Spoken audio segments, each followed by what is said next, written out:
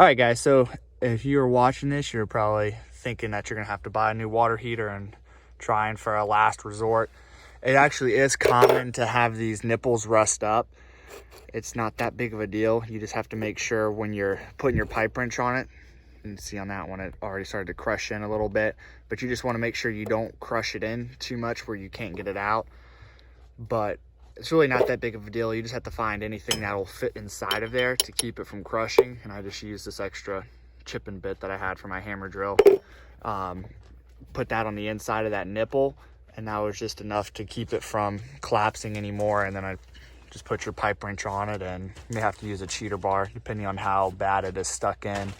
And at that point, you just start prying. I didn't have to pry too hard, or else I would have had to unhook from over here, so I didn't torque anything. But this one wasn't that bad, so I didn't have to pry too hard, so I just went ahead and left that hooked up. But yeah, it's not too bad. Just get something in there from keeping it from collapsing on itself, and just put a good pipe wrench on it and maybe a cheater bar, and you should be able to get it undone. And we already got the Teflon tape on the bottom and top of this nipple.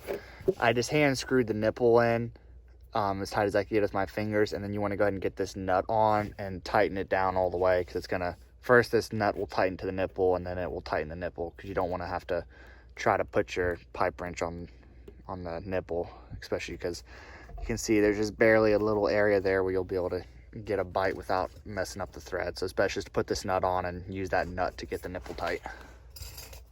All right, I just want to show you guys real quick. I got that last nut on, and you can see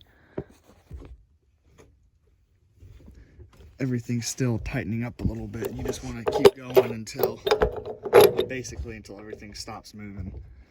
But at this point, you don't have to worry about any threads getting stripped with your pipe wrench on it, because everything is already on there and snugged up. So cross threading, you're not gonna mess up any of the threads. You just keep on tightening until everything is snugged up.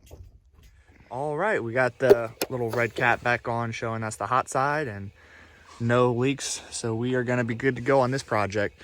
If you guys would like to see any more DIY videos like this, so you can do some of these own projects at your house, I would appreciate it if you would leave a like down below and also subscribe so you can see more of those future videos.